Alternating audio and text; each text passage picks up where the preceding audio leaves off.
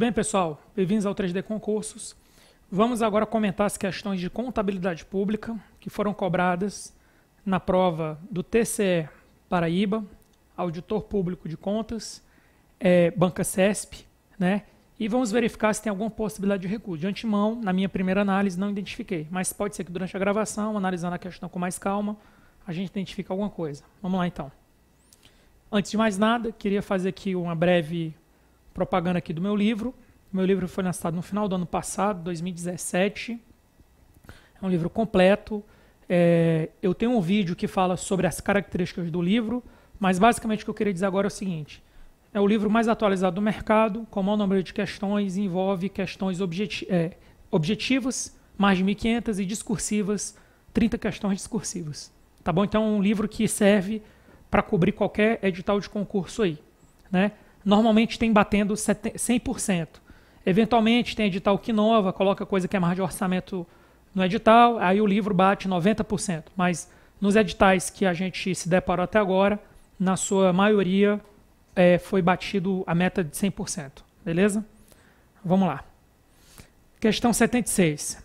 Assinale a opção que apresenta um exemplo de evento contábil gerador de uma variação patrimonial quantitativa aumentativa, ou seja, ele quer uma VPA.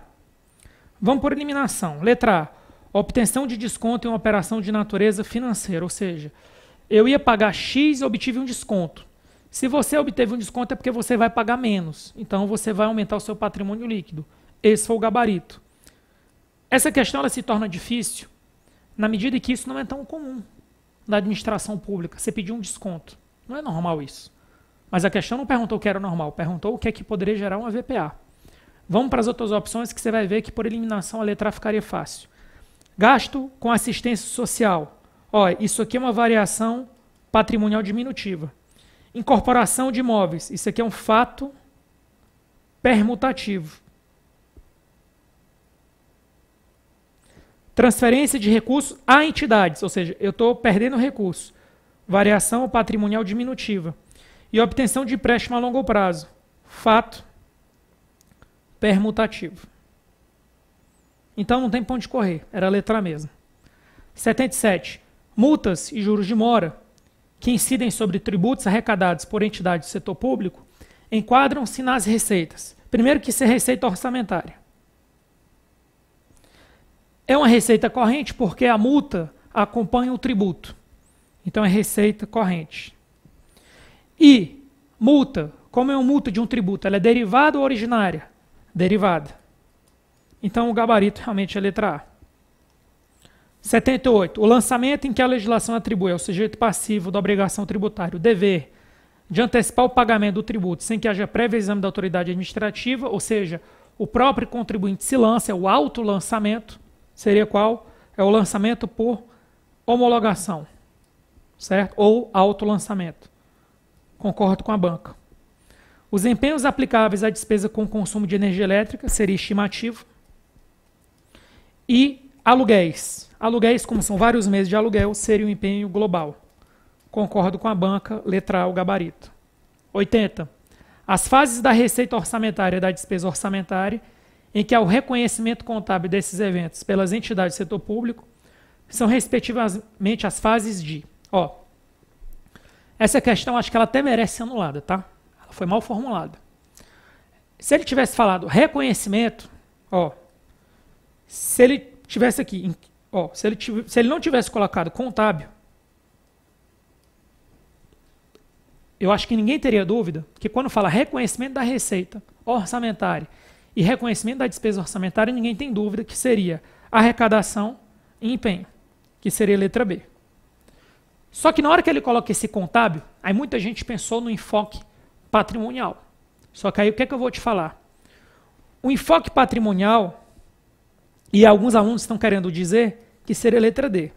Aí eu vou contra-argumentar com quem pensa assim, usando...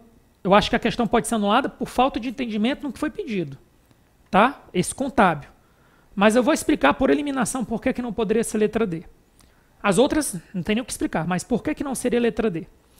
Porque existem situações em que o fato gerador da receita ocorre antes da arrecadação, que é no lançamento, Existem situações em que o fato gerador ocorre na arrecadação e existem situações que o fato gerador da receita, que é a VPA, ocorre após a arrecadação. Então, na verdade, a resposta aqui certa, se eu estou falando de reconhecimento por enfoque patrimonial, eu deveria ter usado o termo variação patrimonial aumentativa. Eu nem era para ter usado o lançamento.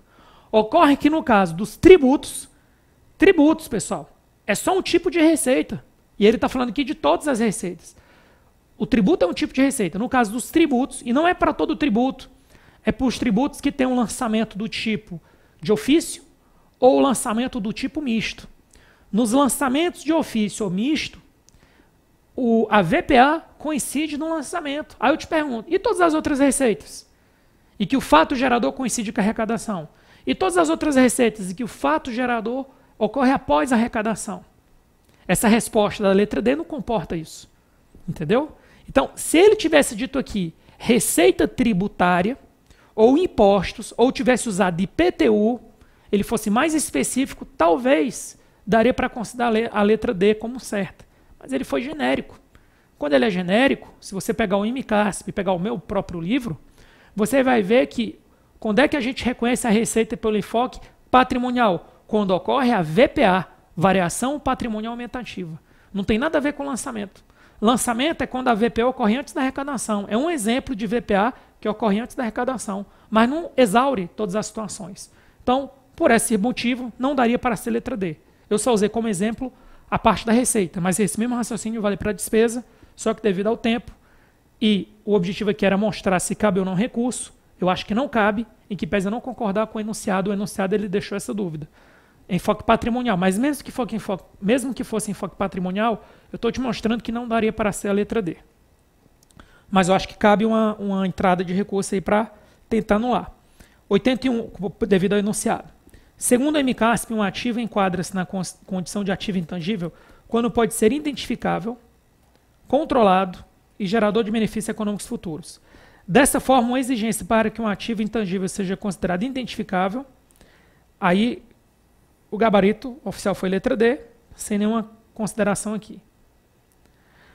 82. 82 é bom. Por quê? Porque eu estou dando uma mapeada nas questões. Muita gente, o que eu estou falando agora serve para próximas provas. Muita gente diz assim, professor, quer que eu estude da estrutura conceitual? Eu vou te dizer, cara, eu acho que você deve estudar exatamente o que eu coloquei no meu material. Eu não estou mandando você ler a estrutura conceitual de A a Z. Eu estou mandando você focar. E quem é obrigado, as entidades são obrigadas ou não a usar a estrutura conceitual? Primeiro ponto. As características da informação contábil que estão na estrutura conceitual, terceiro ponto. E as bases de mensuração do ativo e passivo que estão na estrutura conceitual, terceiro ponto. Acabou. Ah, mas tem mais coisa, mas eu fui por esse caminho. E esse caminho ele tem se mostrado útil. Porque até agora, boa parte das questões, para não dizer todas, porque vai que eu cometo um ato falho e tem uma questão perdida aí, mas do que eu vi, as provas que cobraram estrutura conceitual focaram nesses 3 pontos. No meu livro, tem esses 3 pontos. O que foi cobrado nessa questão 82 aqui? Ele quer saber o valor de uso. O que é o valor de uso? O valor de uso é um valor que eu vou ter aquele ativo utilizando os benefícios econômicos futuros que ele vai me gerar. Ou seja, eu não vou vender ele. Então, eu trouxe aqui um gráfico que está no meu livro que é interessante. Ó, aqui você tem o custo histórico e o custo de reposição. E aqui você tem o valor de saída. Qual é a diferença de um valor de entrada para um valor de saída? No valor de entrada, você paga um valor e o bem entra. E no valor de saída, o bem vai saindo, o bem vai se exaurindo. O bem vai se depreciando, vai se consumindo. Só que você pode vender ele de uma vez. Então, por exemplo, o preço líquido de venda é quando você se desfaz do bem pelo valor de venda, menos os custos do processo de venda. O valor de uso é quando você permanece com o bem e o bem ele vai se exaurindo devido ao consumo. O bem vai saindo pouco a pouco. O custo histórico é o valor que você adquiriu o bem. E o custo de reposição seria o custo que você trocaria o bem por outro, com características similares, porque não é custo de reprodução, não é igual, similar. E o valor de mercado é o valor que você trocaria numa transação em que uma parte não tenha condições de influenciar a outra. Aí, baseado nisso, vamos ver aqui. Ó. O valor de aquisição ou desenvolvimento de um ativo, qual corresponde ao caixa, o equivalente caixa, o valor de outra importância fornecida à época de sua aquisição. Isso aqui é o custo histórico. Não pode ser a resposta, que ele quer valor de uso. O montante pelo qual um ativo pode ser trocado entre as partes. Não pode ser esse aqui, porque esse aqui é o valor de mercado. Custo mais econômico exigido para a entidade substituir, na data do relatório, o potencial de serviço. Esse aqui seria o valor de reposição. Custo de reposição. O montante pelo qual a entidade espera obter com a venda do ativo, deduzidos os gastos. Preço líquido de venda. Pessoal, por eliminação, ficou a letra E. Tá bom? 83. Em relação aos passivos contingentes das entidades do setor público, o procedimento contábil é que eles sejam. O gabarito aqui foi letra E. Vamos explicar aqui o que é que acontece. Ó. Primeira coisa.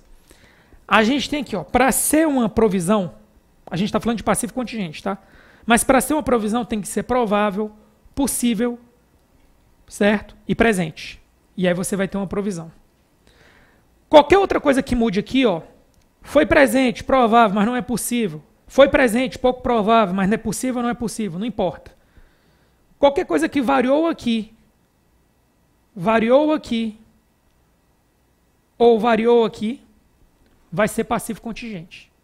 Então, primeira coisa, será que aquilo é um passivo contingente? Será que aquilo é uma provisão? Para ser uma provisão tem que ser presente, tem que ser possível e tem que ser provável. Tá bom? Agora, a gente está falando de passivo contingente. O que é que a gente tem que saber aqui? Quando é que não vai ser divulgado, certo? Em nota explicativa. O único caso em que o passivo contingente não vai ser divulgado em nota explicativa é quando for remoto.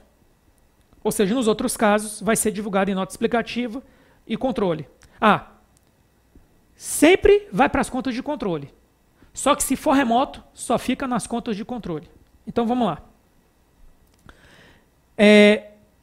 Por que a letra está errada? Porque ele está falando que vai para o saldo, vai para o balanço patrimonial. A única coisa que vai para o balanço patrimonial são provisões.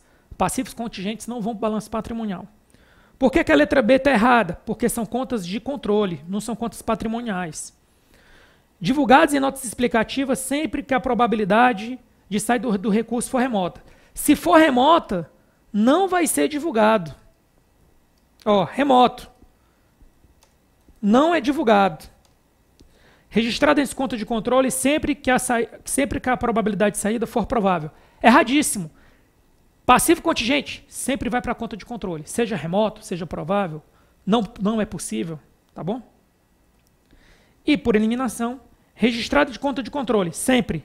E também divulgados em nota explicativa, sempre que a probabilidade não for considerada remota. Porque se for considerada remota, ela vai para as contas de controle, mas não vai para a nota explicativa. Beleza? Questão boa, né? Questão para dar uma refletida e tentar enganar as pessoas. Pessoal, concluímos aqui mais uma correção de questões objetivas. 2018, estamos aí, pode contar com a gente em provas para Tribunal de Contas, provas para contadores da Justiça, né? Tribunal Superiores, TRFs, TRS. Estamos aí, agências reguladoras, órgãos de controle, secretarias de controle dos diversos estados do Brasil. Qualquer prova que tenha, qualquer concurso que tenha como foco esses cargos, dê uma olhada aqui antes, beleza? Fiquem com Deus e até a próxima.